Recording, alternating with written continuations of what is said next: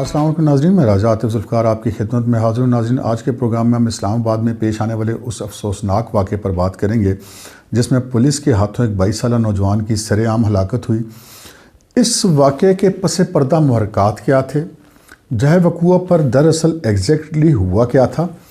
اور یہ جو واقعہ ہے اس نے اسلام آباد پولیس کی اہلیت اور امن و امان پر کیا سوالات کھڑے کیے ہیں،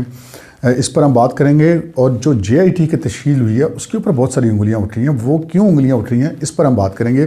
تو اس سے پہلے کہ ہم اپنے پروگرام کو آگے بڑھائیں، آپ سے گزارش ہے کہ اگر آپ نے ابھی تک ہمارا پروگرام سبسکرائب نہیں کیا تو اسے سبسکرائب کر لیجئے اور ساتھ ہی بیل آئیکن بھی دبا دیجئے تاکہ جو ہی ہمارا کوئی پروگرام اپلوڈ ہوتا ہے تو اس کا نوٹیفیکیشن آپ کو موصول ہو سکے۔ تو ناظرین، پاکستان کے وفاقی دارالحکومت اسلام آباد میں پولیس کے ہاتھوں 22 سالہ اسامہ ستی کو سر عام گولیاں مار کر قتل کر دیا گیا۔ اس واقعے کی کوئی بھی وجہ قرار دی جائے،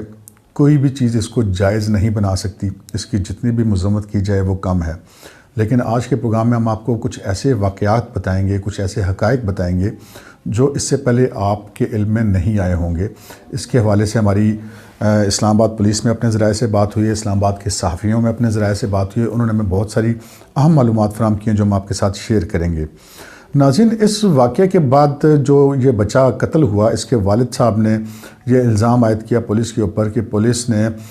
پہلے بھی کوئی تلخ کلامی ہوئی تھی اور پولیس نے ان کو سبق سکھانے کی کوئی دھمکی دی تھی۔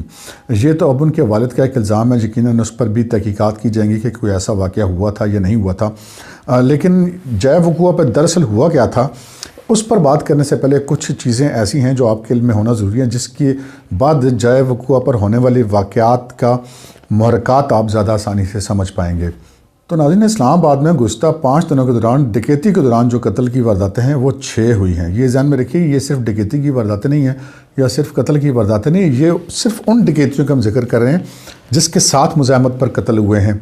اور یہ ڈکیتی کے ساتھ جو قتل کا جرم ہے، جو اسلام آباد پولیس یا کسی بھی پاکستان کی پولیس کے ریکارڈ میں ایک بہت بڑا جرم سمجھا جاتا ہے، اور جب بھی کوئی ایسا ایک بھی واقعہ ہوتا ہے تو اس میں پولیس بہت زیادہ دباؤ میں آ جاتی ہے۔ اور اسلام آباد پولیس اس واقعے سے قبل اس دباؤ کا شکار تھی اپنے افسران کے، وزارت داخلہ کی، حکومت کے، کہ جناب ڈکیتیوں کے دوران مزاحمت پر قتل ہو رہے ہیں اور آپ کسی کو نہیں پکڑ پا رہے۔ تو اس حوالے سے پولیس کے اوپر بہت زیادہ دباؤ تھا، ان کا گشت بہت زیادہ بڑھا دیا گیا تھا،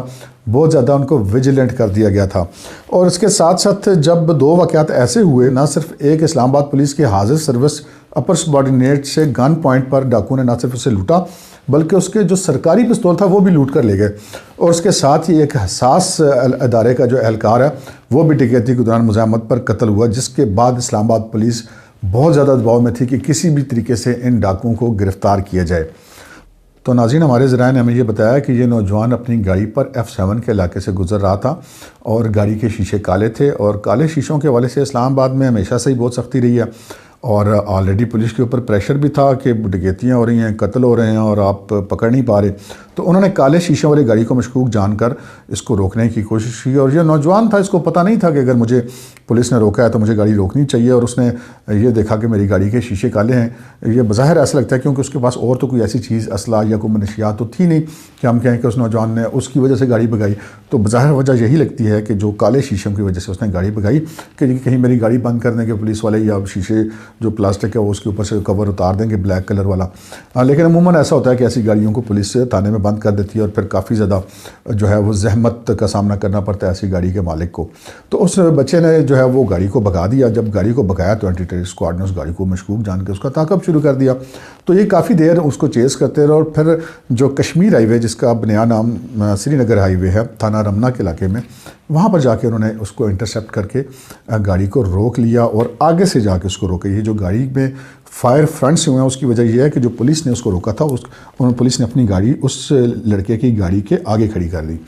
اب اس اینٹی ٹیررسٹ اسکواڈ کی گاڑی سے ایک مسلح اہلکار اترا لوڈڈ گن کے ساتھ، چونکہ گاڑی کے شیشے کالے تھے، ان کو نہیں پتہ تھا کہ گاڑی کے اندر کتنے افراد ہیں۔ تو اس اہلکار نے گن اس کے اوپر تانی اور اس کو کہا کہ وہ گاڑی سے باہر ہے، لیکن اس نوجوان نے وہاں پر بھی مبینہ طور پہ گاڑی کو بھگانے کی کوشش کی، اور اس بھگانے کی کوشش کے دوران چونکہ وہ مسلح اہلکار اس کی گاڑی کے بالکل سامنے تھا، اس کے بونٹ کے سامنے، تو ایک سائڈ سے اس کی ٹانگ کو گاڑی لگی، اور جب گاڑی کو ٹانگ لگی تو اس کو جھٹکا لگا تو اس کا فائر ہو گیا۔ جب فائر ہوا تو وہ ونڈ سکرین سے گولی لگی۔ تو جو دیگر اینٹی ٹیررسٹ فورس کے اہلکار دوسری گاڑی میں بیٹھے ہوئے تھے جس نے اس کو انٹرسیپٹ کیا تھا، انہوں نے یہ سمجھا کہ چونکہ ونڈ اسکرین پر سوراخ بھی ان کو نظر آیا، انہوں نے یہ سمجھا کہ شاید یہ فائر گاڑی کے اندر سے آیا ہے۔ تو یہ جب اندر سے فائر ان کو ایسا لگا کہ اندر سے فائر آیا تو انہوں نے پھر اس کے اوپر فائر کھول دیا، جس کے نتیجے میں اسامہ ستی جو ہے وہ موقع پہ ہی جاں بحق ہو گیا۔ لیکن جب بعد میں اس گاڑی کی تلاشی لی گئی تو نہ تو گاڑی میں کوئی اور شخص موجود تھا، جو کہ کالے شیشوں کی وجہ سے پتہ نہیں چل رہا تھا کہ گاڑی کے اندر کتنے لوگ ہیں، اور نہ ہی اندر کوئی اسلحہ تھا، نہ ہی کوئی اندر منشیات تھی۔ تو یہ پھر ان کو پولیس والوں کا پتہ چلا کہ یہ واقعہ ہوا کیا ہے، اور پھر یقیناً اس پولیس اہلکار نے بھی ان کو بتایا کہ جی اندر سے فائر نہیں ہوا، وہ تو میرے سے گولی چل گئی تھی۔ تو یہ بہرحال ایک ایسا معاملہ ہوا جس کی وجہ سے یہ اسامہ ستی جو ہے وہ اپنی جان سے گیا۔ اب یہاں پہ یہ سوال یہ پیدا ہوتا ہے کہ کیا یہ چیزیں اسلام آباد پولیس کے اس ایکٹ کو جسٹیفائڈ کرتی ہیں؟ تو بالکل نہیں کرتی۔ اگر پولیس نے اس کو چیز کیا تھا، اس کو چیز کرنے کے بعد اس کو روک لیا تھا، تو ان کو یقیناً مزید ویجیلنٹ رہنا چاہیے تھا۔ اس کو ایک اہلکار جو اترا تھا وہ ایک اہلکار نہیں اترنا چاہیے تھا، زیادہ اہلکار اترنا چاہیے تھا۔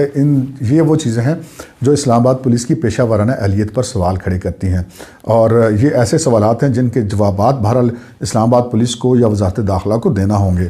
اب یہ جو واقعہ ہوا اس کے پیچھے آپ نے آپ کو بتایا کہ ایک مرکات تھے، پولیس کے اوپر ایک دباؤ تھا کہ ڈکیتیاں ہو رہی ہیں، ڈکیتیوں کے دوران قتل ہو رہے ہیں اور آپ پکڑ نہیں پا رہے۔ تو جب بھی ایسے واقعات ہوتے ہیں تو گشت بڑھا دی جاتی ہے، اینٹی ٹیررسٹ اسکواڈ نکال دی جاتی ہے، رینجرز نکال دی جاتی ہے، تھانوں کی جو گشت کے ٹائمنگ ہے اس میں بہت زیادہ اضافہ کر دیا جاتا ہے۔ تو یہ واقعہ پیش آیا اور اس واقعے پر ایک جوائنٹ انویسٹیگیشن ٹیم بھی بنا دی گئی ہے اور جو اس معاملے کی تحقیقات کرے گی اور حقائق کو سامنے لائے گی۔ لیکن یہاں پر جو ہمارے ذرائع ہیں ان کا یہ کہنا ہے کہ دو چیزیں ایسی ہوئی ہیں جس کی وجہ سے جوائنٹ انویسٹیگیشن ٹیم جو ہے اس کی حیثیت جو ہے وہ بڑی مشکوک ہو گئی ہے۔ ایک تو اس واقعے کے بیچ میں جو لوگ انوالو تھے، یعنی کہ انوالو اس سینس میں تھے کہ جن کے حدود میں یہ سارا واقعہ رونما ہوا تھا، اس میں سب سے پہلی جناب شخصیت تھے جو علاقے کے sub divisional police officer S D P O D S P Khalid جو ہیں وہ موقع پر نہیں آئے، یعنی کہ اگلے دن وہ صبح تک موقع پر نہیں گئے۔ تو یہاں پر کم از کم ان کی یہ غفلت تو ثابت ہو جاتی ہے کہ ان کے علاقے میں اتنا بڑا واقعہ ہوا اور وہ جائے وقوع پر ہی نہیں گئے۔ تو پھر وہ شخص جو ہے وہ تو اس واقعے میں غفلت کا ذمہ دار قرار دیا جانا چاہیے، نہ کہ یہ جو جوائنٹ انویسٹیگیشن ٹیم تشکیل دی گئی اس کا رکن ان کو بنا دیا گیا ہے۔ تو انہوں نے اپنے خلاف تو کوئی رپورٹ دینی نہیں۔ دوسری بات یہ کہ جس ایس پی کی سربراہی میں یہ جوائنٹ انویسٹیگیشن ٹیم بنائی گئی وہ ایس پی صدر ہیں جن کی حدود میں یہ تھانہ آتا ہے۔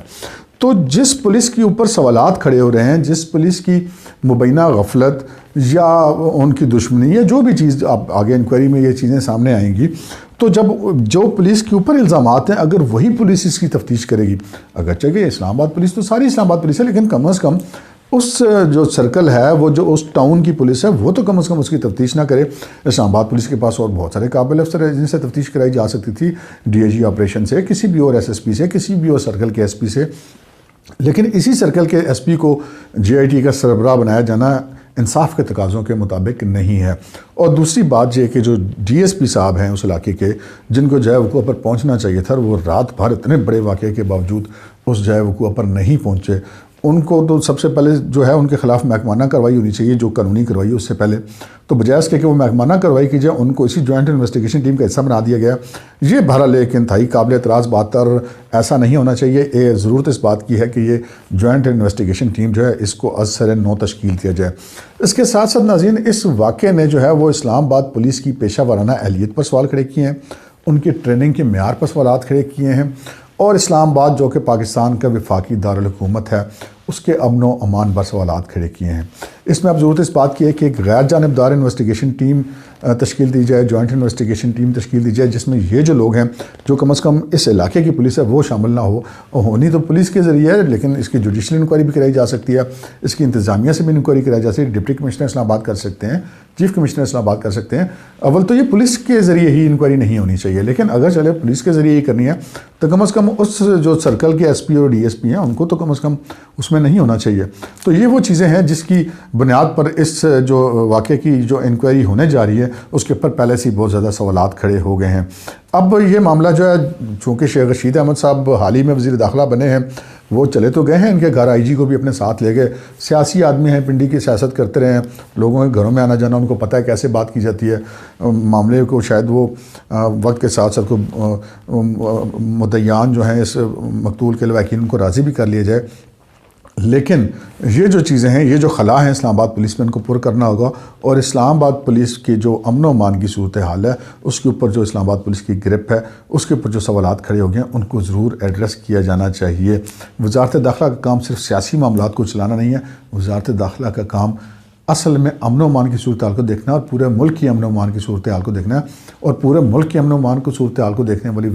وزارت داخلہ یا وزیر داخلہ کی اگر اپنی ناک کے نیچے